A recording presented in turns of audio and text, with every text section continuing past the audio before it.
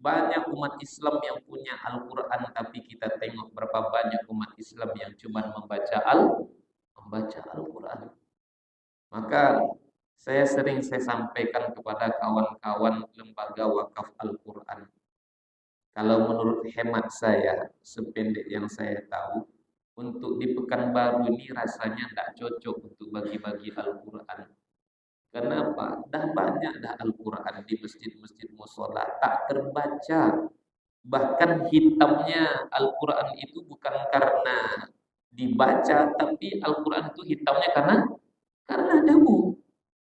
Nah, kata saya ingatkan, kalau nak mengumpulkan Al-Quran juga, dana penghimpunan Al-Quran, yang tak kalah pentingnya adalah kirimkan guru-guru Al-Quran. A'udzubillahiminasyaitonirrajim. Bismillahirrahmanirrahim. Assalamualaikum warahmatullahi wabarakatuh. Alhamdulillahirabbil alamin. Alhamdulillahilladzi khalaqas samawati wal ardh wa ja'alaz zulumati wan nur. Nasyhadu an la ilaha illallah wa nasyhadu anna Muhammadan 'abduhu wa rasuluh. Allahumma shalli wa sallim wa barik ala Muhammad wa ala alihi wa ashabihi ajma'in. Rabbi shrah li sadri wa yassir li amri wa hlul 'uqdatam min lisani yafqahu qawli.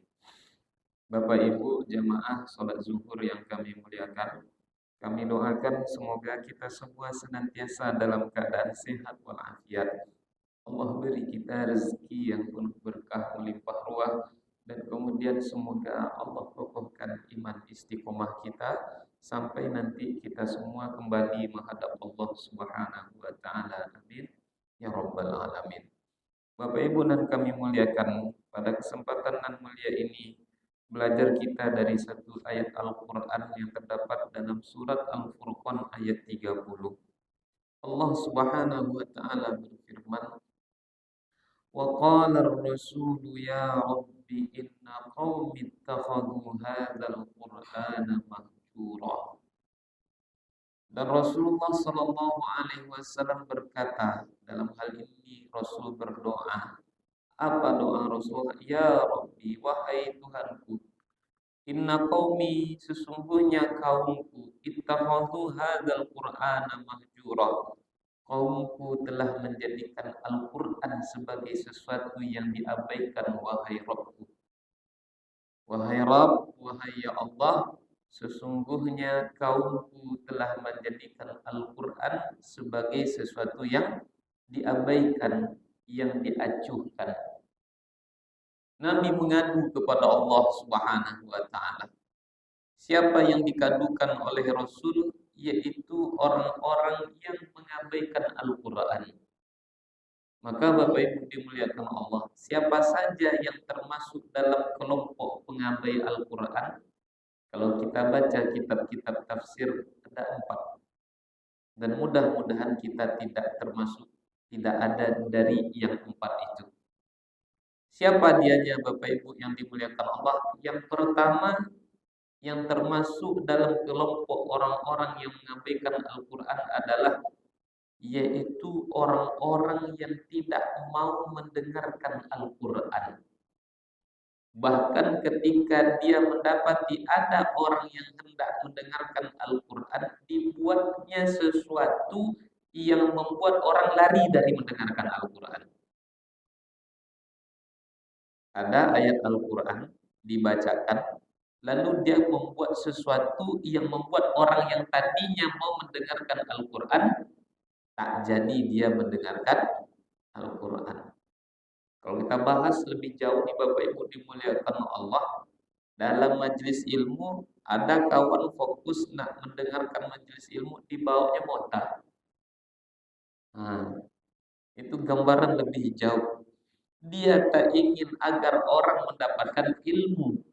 Dia tidak ingin orang mendapatkan hidayah. Ini kan lebih halusnya. Tapi kalau dulu di zaman Nabi, memang orang-orang kafir itu berusaha ketika Al-Quran dibacakan, dia buat keributan sehingga sahabat-sahabat tidak lagi mampu mendengarkan Al-Quran. Ini yang pertama.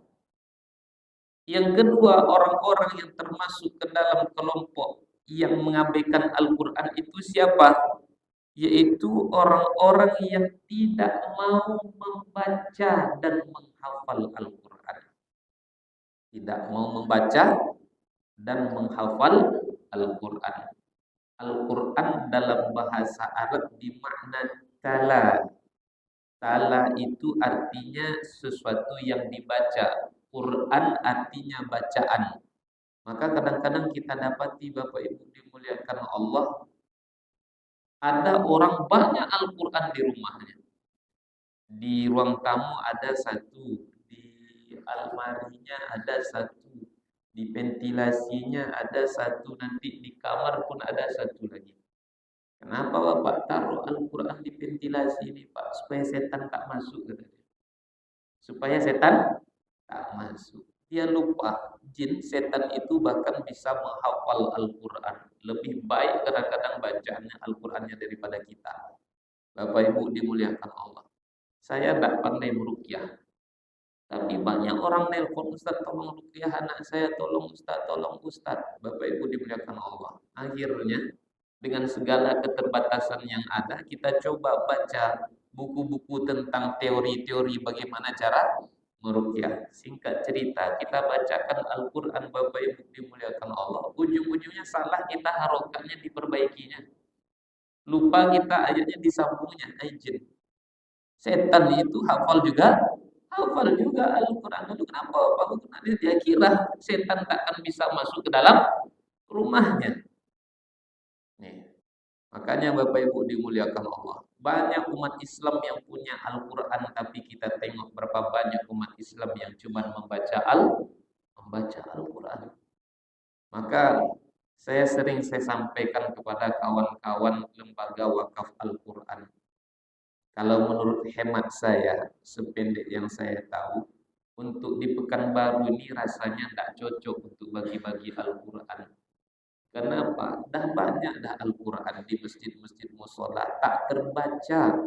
Bahkan hitamnya Al-Quran itu bukan karena dibaca, tapi Al-Quran itu hitamnya karena debu.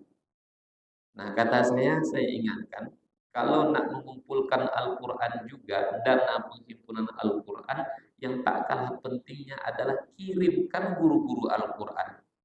Percuma nanti kita kirimkan Al-Quran ke kampung-kampung ratusan, tapi tak ada yang mengajar Al-Quran, kan tak ada artinya. Ujung-ujungnya Al-Quran berserak-serak juga jadinya. Nah, Bapak Ibu dimuliakan Allah, yang termasuk dalam kategori orang-orang yang mengabaikan Al-Quran, tidak mau membaca Al-Quran. Kita tengok nih Pak. Kadang-kadang kita ada punya program Al-Quran di dalam handphone kita. Yang menjadi pertanyaan, berapa banyak intensitas kita dengan Al-Quran, dengan WhatsApp kita, dengan Facebook kita, dengan Instagram kita. Jangan-jangan kita install Al-Quran di sini, tapi kemudian Al-Qurannya kita abaikan. Kita lebih banyak membaca WhatsApp, Instagram, Facebook, dan seterusnya. Maka orang yang kedua ini nanti akan dikadukan oleh Rasulullah Sallallahu Alaihi Wasallam. Yang kedua yang akan dikadukan oleh Rasulullah itu siapa? Orang yang membaca tapi tidak memahami isi Al-Quran. Hanya sekedar baca saja, tidak mau memahami.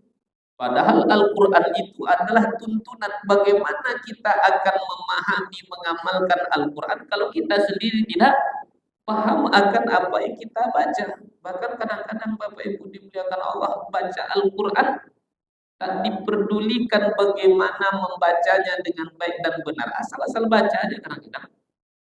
Maka pernah kita jelaskan, Al-Quran itu salah harokatnya, salah artinya, salah panjang pendeknya, salah artinya, salah hurufnya, salah artinya. Qul huwallahu ahad, pakai qaf titik 2. Kadang-kadang orang bacanya hanya dengan kul pakai kaf. Sama artinya kaf dengan qaf beda. Kalau kul katakan Allah itu satu. Tapi kalau kul pakai kaf, makanlah Allah yang satu itu. Nah, itu beda artinya. Alim dengan alim itu beda. Alim yang berilmu, mengetahui. Alim pedih artinya. minal jinnati wan nas. Kalau dibaca minal jannati wan nas, berubah tak maknanya? Berubah. Kalau kita tengok hurufnya kan sama. Jinnati jim nun ta, jannati jim nun ta. Hurufnya sama-sama jim, sama-sama nun, sama-sama ta. Tapi harakannya satu ja, satu ji. Jinnati jin, jannati surga. Tak dipahami apa yang dia baca. Sehingga wajar kalau Nabi pernah mengatakan betapa banyak orang yang membaca Al-Quran tapi dia justru dilaknat oleh Al-Quran. Kenapa? Tidak memperhatikan cara membaca dengan baik dan benar dan kemudian tidak dia pahami apa yang dia baca. Yang keempat, yang akan dikadukan oleh Rasulullah itu siapa? Orang yang menghafal, orang yang memahami tapi tak mengamalkan. Bahkan dia menentang Al-Quran yang dia baca, yang dia pahami. Itu terjadi, Bapak Ibu. Detailnya profesor, gelarnya doktor, tapi kemudian melegalkan LGBT. Iya kan? LGBT mau ditengok dari sisi manapun akan bertentangan dengan nilai-nilai norma-norma yang berlaku. Tidak sesuai dengan nilai-nilai peri kemanusiaan. Bertentangan dengan ilmu kesehatan. Masa maaf cakap Bapak Ibu mendatangi apa ya pula lah saya menyebutnya. Kalau Ustaz Somad tidak perlu lagi sebut LGBT. Terus kalau tak LGBT apa Pak Ustaz? PLC. Apa PLC Pak Ustaz? Pecinta lubang ciri. Akan mendatangkan penyakit demi penyakit yang hari ini belum ada obatnya. Dilihat lagi dari sisi agama, apalagi kenapa umat Nabi Lut dibinasakan Allah Ta'ala? Ya'tunar rijala syahwatan min dunin nisa. Karena laki-laki tak lagi mendatangi perempuan, tapi laki-lakinya mendatangi yang laki-lakinya juga. Jeruk makan jeruk. Tahu akan Al-Quran, tapi kemudian dia tentang ayat Al-Quran yang dia pahami, yang dia baca. Tahu sholat itu wajib, tapi sholat itu diabaikannya. Tahu menutup aurat itu wajib, tapi menutup aurat itu diabaikannya. Tahu zina itu harus dijauhi, tapi justru didekatinya juga. Tahu suap menyuap itu tak boleh, tapi masih melakukan suap menyuap. Yang dipahaminya itu diingkarinya, diabaikannya. Dia didoakan oleh Rasulullah Sallallahu Alaihi Wasallam. Jadi Bapak Ibu, pada akhirnya kita bermohon kepada Allah, semoga Allah menjauhkan kita dari kelompok yang empat ini. Jangan sampai kita termasuk ke dalam kelompok-kelompok orang yang didoakan oleh Nabi lantaran mengabaikan Al-Quran. Mana yang empat itu? Satu, mendengarkan Al-Quran, melarang mengganggu orang untuk supaya tidak bisa mendengarkan Al-Quran. Yang kedua siapa? Orang yang tak membaca Al-Quran, tak menghafal Al-Quran. Yang ketiga siapa? Orang yang membaca Al-Quran tapi dia tidak berusaha untuk memahaminya. Yang keempat yang didoakan itu siapa? Orang yang memahami tapi tak mengamalkan, bahkan dia menentang kandungan-kandungan Al-Quran. Semoga Allah jauhkan kita dari sifat yang empat ini. Selamat kita di dunia, bahagia di akhirat. Allah kumpulkan kita semua dalam surga-Nya mulia. Amin ya rabbal alamin. Wabillahi taufiq wal hidayah. Wassalamualaikum warahmatullahi wabarakatuh.